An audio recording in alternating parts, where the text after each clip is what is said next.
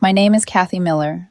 I'm 32 years old, and for the last 5 years I was married to Donald, who's 2 years younger than me. Even now, when I say those words out loud, they feel unreal, like I'm describing someone else's life. But it was mine, every single painful piece of it. Back when we met in college, life was simple. We weren't thinking about careers or bills, just late-night study sessions in the campus library, coffee breath, cheap pizza that tasted like heaven because we were broke, but happy. Donald was the creative one studying graphic design. I was practical business management, organized to a fault, the one with color-coded binders and 3 planners. He used to tease me for it, but it was part of why he said he felt safe with me. After graduation, our paths diverged the way we thought they would. I landed a stable job in project management at a mid-sized firm. It wasn't glamorous, but it was solid. I was proud of that stability. Proud I could stand on my own 2 feet. Donald, on the other hand, drifted. Freelance design gigs here and there, bursts of inspiration, followed by dry spells that left him restless and moody. I didn't mind carrying the weight at first. That's what partners do, right? I picked up extra shifts, cut back on my hobbies painting, which I loved but barely touched anymore. I even dipped into my savings to help Donald pay for certification classes when he told me he wanted to become a fitness instructor. "This will change everything for us," he'd said, eyes shining in that way that made me believe. And I did. I encouraged him, drove him to classes, celebrated his milestones like they were my own. When he finally got hired at a local gym, I thought, we're building something real here, something together. But I can see it so clearly now, that was when the cracks began to form. Donald got pulled into the culture of the gym. At first I thought it was good for him, new energy, new community. But soon it wasn't just about health or clients. It was about image. He'd scroll through endless feeds of influencers with sculpted bodies and exotic vacations, and then look at me with this subtle disappointment in his eyes. "Why don't we travel more like these couples?" he'd ask. "We're saving for a house," I'd remind him. "Or maybe you should come with me to the gym. You'd feel more alive." He said it like a casual suggestion, but I felt the sting. I wasn't unfit. I hiked, I walked, I had energy. But I wasn't gym fit. I didn't spend my evenings flexing in front of mirrors or counting macros. Still, I tried. I joined him for a few sessions.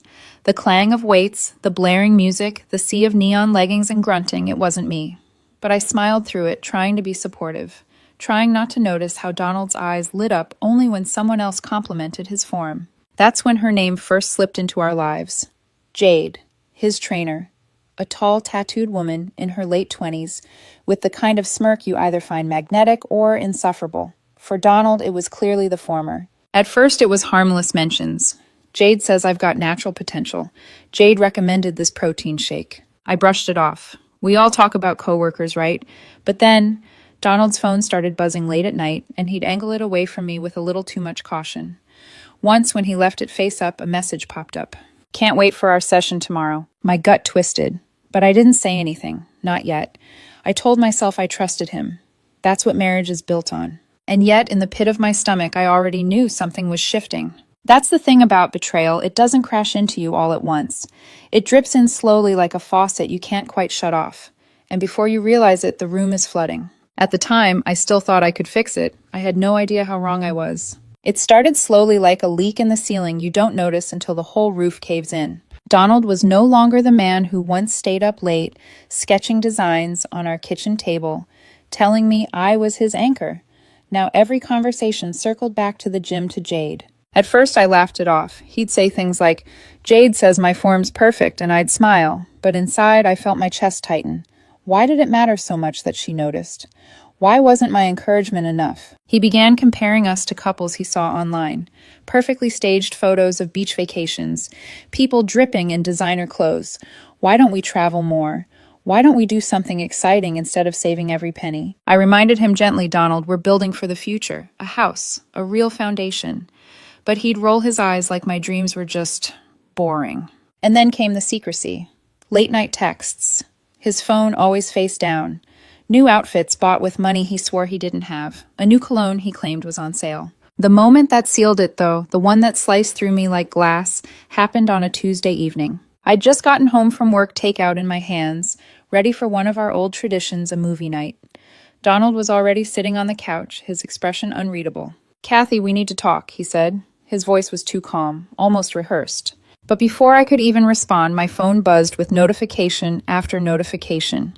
Friends texting. Are you okay? What happened?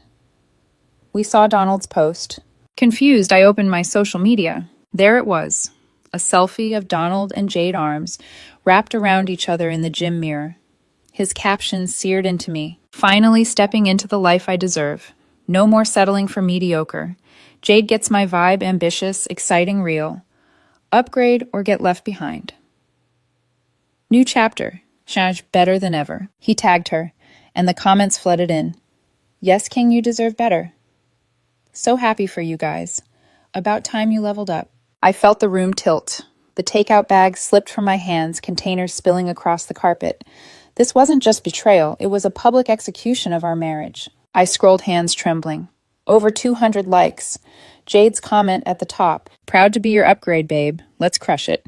When I looked up at Donald, he was watching me with this smug little half smile, like he'd won something I never knew we were competing for. The unfairness of it burned.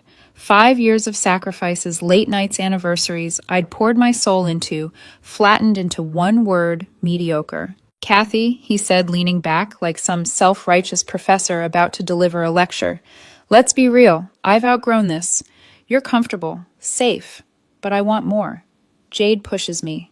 She has vision. She's ambitious. What do? Sit in an office all day, stream shows at night. That's not living. I wanted to scream, to throw the spilled takeout at him, to demand how he could rewrite our history so cruelly, but instead I sat in silence, my pulse thundering in my ears. So this is it, I finally asked, my voice steadier than I expected. You're leaving me for her. He laughed. A sharp, ugly sound.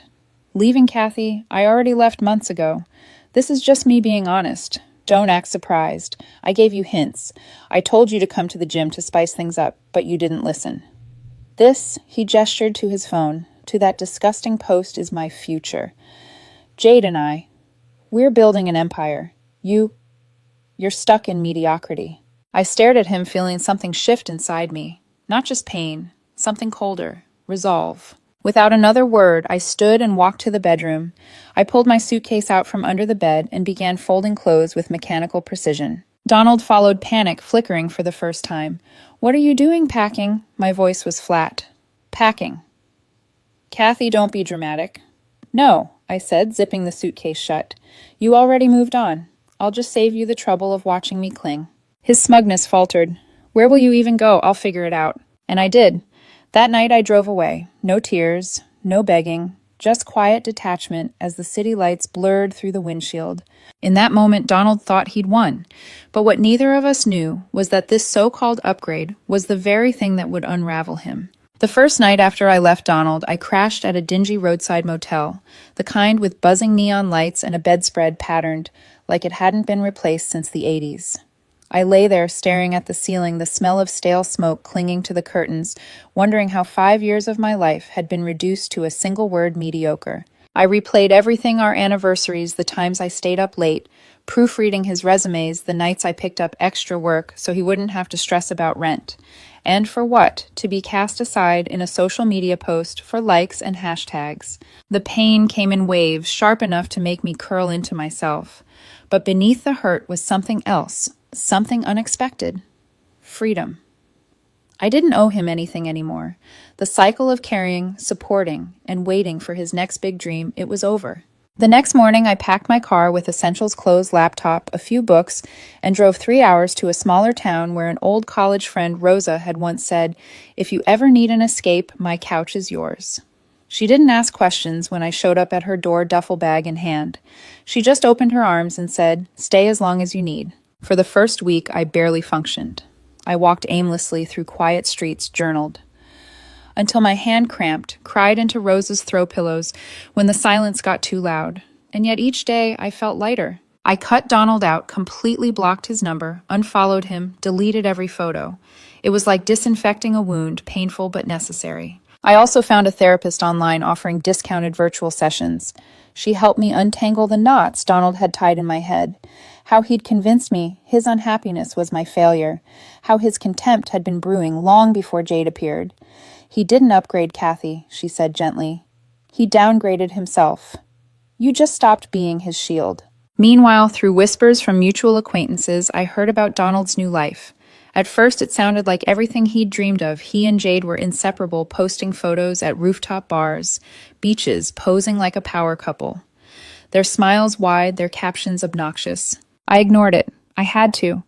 Every time I resisted the urge to look, I felt stronger. Instead, I poured myself into rebuilding. I quit my firm job, cashed in some savings, and started a small consulting business from my laptop. It was risky, but strangely liberating. The same project management skills Donald once dismissed as boring office stuff turned out to be in high demand. Clients came in slowly at first, then steadily. I rented a modest little house with a backyard, painted the walls soft gray, bought secondhand furniture, even planted herbs by the window.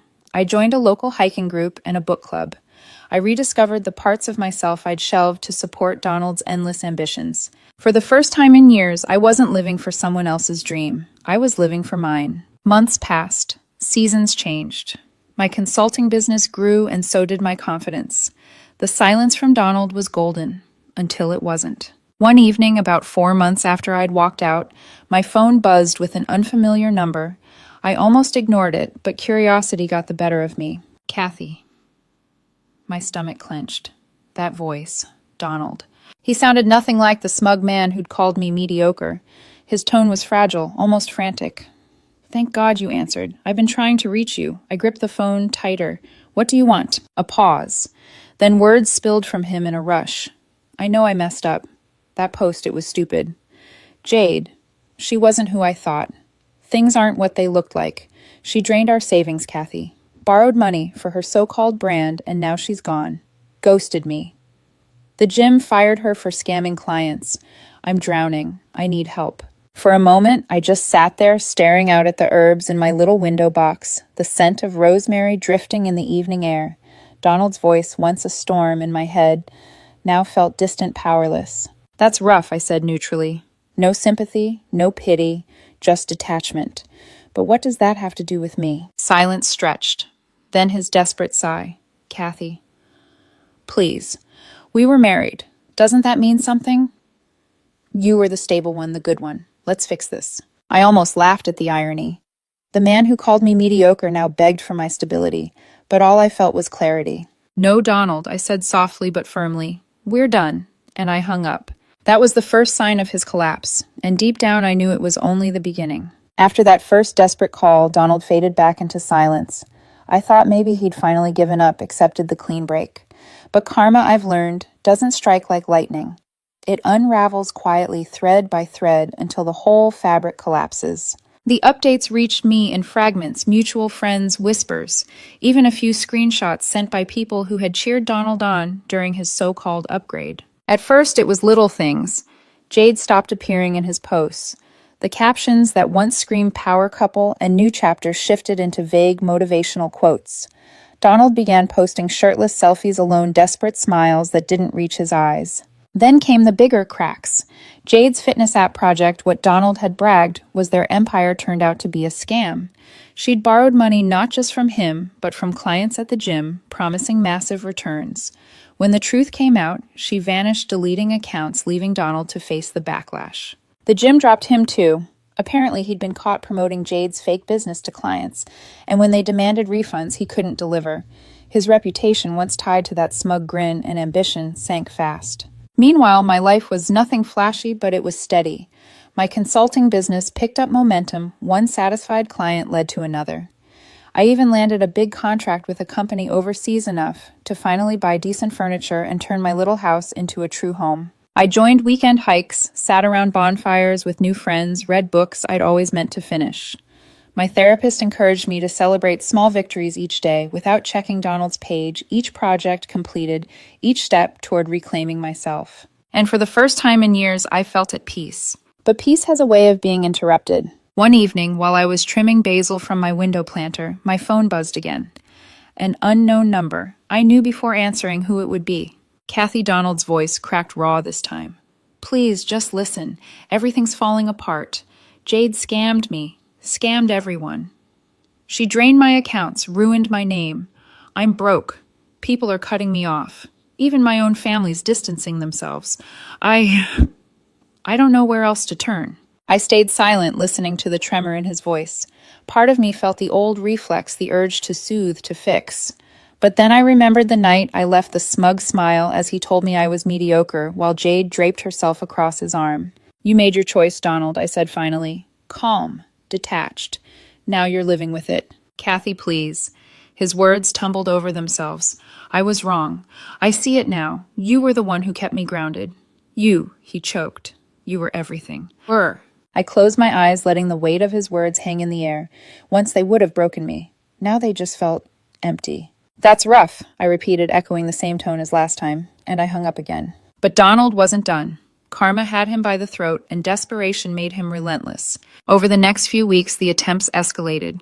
A text from a new number. Kathy, I'm sorry. Please coffee, no drama. An email to my work address somehow dug up. I lost everything. Living off friends. Please just talk to me. I know I was cruel, but I've changed. Then came the guilt trips through others. Kara, one of his loudest cheerleaders when he left me, called out of nowhere. Kathy, he's a mess right now. You need to man up and forgive him. He learned his lesson. Don't be petty. I almost laughed at the hypocrisy. Kara, this isn't your business. Tell him to stop. Click. A week later, a voicemail from Donald's brother Kathy. He's crashing at my place, crying every night.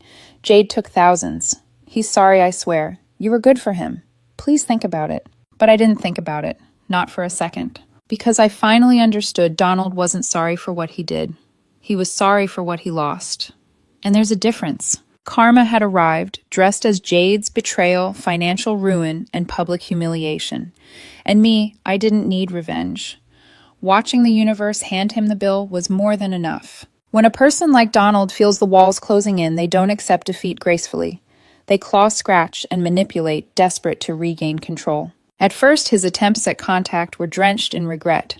Text after text from numbers I didn't recognize. Kathy, please, I was blind. You were everything. Let me fix it. When I blocked one, another popped up. Then came the emails. Pages of rambling half-apologies, twisted justifications buried under desperation. I know I hurt you, but Jade tricked me too. We both got played. Don't throw away what we had because of one mistake. One mistake. He framed the months of betrayal, the public humiliation, the smug way he dismissed me as one mistake. And when I stayed silent, his tone shifted. His sister called next. We'd never been close, but she tried the guilt card. Kathy, he's hit rock bottom. Don't you remember your vows? In sickness and health, he needs you now more than ever. I almost choked on the irony. None of them had remembered my vows when Donald was parading Jade online, calling me mediocre. Where were they then, cheering him on? I told her calmly. My vows ended the day he broke them. Don't call again. Click. A week later, Donald's brother left me another voicemail. This one wasn't guilt. It was pleading. Kathy, he's not eating. He lost his job, his apartment. He's crashing with me, but it's bad. You don't have to take him back, but at least talk to him. Give him closure. Closure. That word made me laugh bitterly. Donald had slammed the door on closure the day he chose to post our ending online for strangers' applause. When guilt didn't work, Donald's desperation morphed into manipulation. Another call, another new number. His voice was hoarse, broken. Kathy, I'm on my knees here. I'll delete the post. I'll go public apologize to you in front of everyone. Just let me come back. I need your stability. I need you. There it was, the truth tucked between his begging. He didn't want me. He wanted my stability. The same stability he'd spat on, mocked as mediocrity. I finally answered one of his calls more out of curiosity than compassion. Donald, I said flatly, stability is what you sneered at. Remember, a silence. Then his voice cracked. I was an idiot. Jade was all flash. No substance. She took everything, our money, my dignity.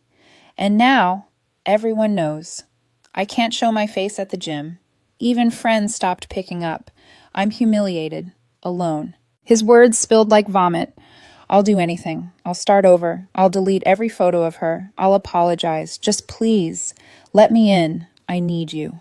I listened, my chest tight, not with longing, but with realization. Once I would have melted at his brokenness, tried to patch him back together. But now I could see it clearly. This wasn't remorse. It was desperation for comfort. No, Donald, I said firmly. You don't miss me. You miss what I gave you. That's not the same. His tone snapped, like a rubber band stretched too far. What you think you're better than me now, sitting alone in your boring little life, pretending you're happy. Don't flatter yourself, Kathy. I was the best thing that ever happened to you. Without me, you're nothing. There it was, his true colors bleeding through the cracks of his rehearsed apologies. I hung up without another word, blocked the number, and made a note for my lawyer. That night, as I sat in my little backyard, string lights glowing softly above me, I realized something important. Donald hadn't changed. The same arrogance, the same entitlement, it was still there, just buried under his desperation. The begging wasn't about love, it was about survival, and I refused to be his lifeboat again. By the time autumn rolled in, Donald had become a ghost, drifting between borrowed couches and burned bridges. I didn't have to search for updates, they found me, whispered through mutual friends, even hinted at in the awkward messages of people who once celebrated his upgrade. Apparently Jade had vanished completely. She didn't just ghost Donald. She ran, leaving behind furious clients, unpaid debts, and enough bad blood to poison his reputation for good.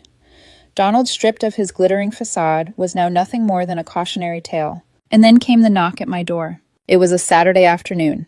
I'd just finished a client call, the scent of rosemary chicken wafting from the oven, music playing softly through the house. My life quiet, grounded, steady, felt whole again. The knock was sharp, urgent. My stomach sank before I even opened it. There he was, Donald. But not the Donald I remembered, the one with styled hair and designer sneakers dripping with smug confidence. This Donald looked wrecked. His hair unkempt, eyes, hollow clothes, wrinkled and smelling faintly of sweat and cheap cologne.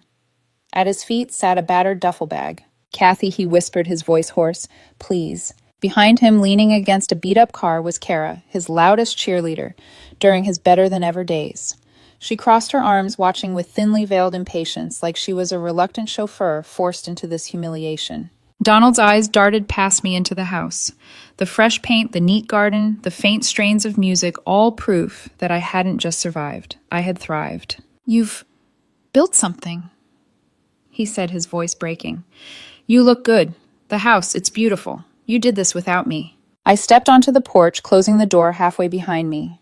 A barrier, a boundary. "What do you want, Donald?" I asked, my tone even. He swallowed hard, shoulders sagging. "I've hit rock bottom. Jade's gone for good.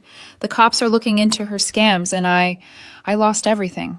My job, my friends, my apartment. I got evicted yesterday. I have nowhere left to go." His words hung heavy, but I felt nothing. No pity, no flicker of the old instinct to fix him, just clarity. "Let me in," he pleaded. Eyes wide, shimmering with unshed tears. "We can rebuild. I'll make it right this time. I'll delete every post, apologize, publicly, whatever you want. Just please don't leave me out here." From the car, Kara called out, annoyed, "Yeah, Kathy, don't be heartless. He's family." Donald shot her a glare. "Stay out of this." Then back to me, voice cracking, almost a whisper now. "Kathy, I was wrong. So wrong. You weren't mediocre. You were everything. And I threw it away for a lie." His desperation clung to the air, heavy and suffocating. I let the silence stretch before answering. Finally, I shook my head, a small, almost disbelieving laugh escaping me. "Wow," I said quietly. "From telling me you were too good for my mediocre life, to standing here begging to be let back in. That's a plot twist even I didn't see coming." His face crumpled, shame flickering into anger. "You're mocking me." "No," I replied calmly. "I'm observing. You wanted excitement, Donald. Looks like you got it. But me, I've built something real here. Peace, stability, a life I'm proud of, without you." His jaw tightened, his eyes bloodshot and desperate narrowed. "You'll regret this," he spat. "I was the spark in your life. Without me, you're nothing but—" "Free," I cut him off. My voice was steady, final. And with that, I turned, stepped back inside, and closed the door. The click of the lock echoed like a punctuation mark. Through the window, I saw him stand frozen on the porch, duffel bag slumped at his feet. Kara muttered something, grabbed his arm, and pulled him toward the car. He resisted at first, then stumbled along like a man finally realizing the empire he'd built on sand had truly collapsed. I didn't watch them drive away. I didn't need to. For the first time, the chapter was closed, not because Donald walked out, but because I finally did. After Donald left my porch that day, dragging his duffel bag back to Kara's beat-up car, I stood in the quiet of my living room for a long time. The music still played softly, the rosemary chicken still filled the house with warmth, and yet the silence felt louder than ever. But it wasn't emptiness, it was freedom. For years, I'd carried the weight of his ambition, sacrificed my time, my savings, my peace, to prop up a man who saw me as nothing more than background support. I was the safe option, the comfortable one, the mediocre life. And still he came crawling back when the shine wore off his fantasy. That night, I ate my dinner alone at the small oak table I'd refinished myself. The food tasted better than it had in months, not because it was extraordinary, but because it was mine. Cooked in my kitchen in my home, built on my terms. I thought about what my therapist once told me. Closure doesn't come from them. It comes from you choosing to move forward without their permission. She was right.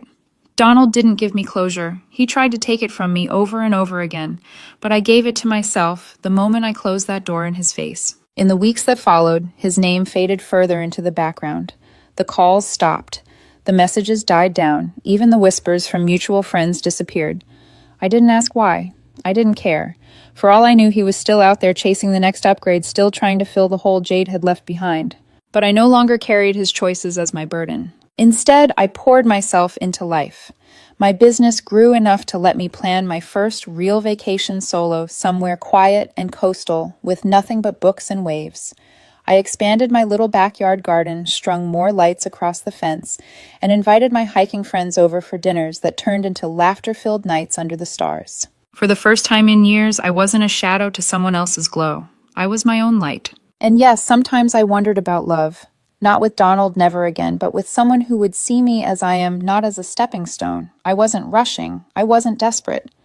But for the first time, I was open. Because now I understood something Donald never did. A stable, steady life isn't mediocre. It's extraordinary when it's built on respect, trust, and peace. If you're listening to this, if you've ever been discarded, belittled, or called not enough, remember this: you don't have to beg for someone to see your worth. Walk away with dignity. Build your own life brick by brick. The right people will never call that mediocre. As for me, my story isn't over. It's just beginning.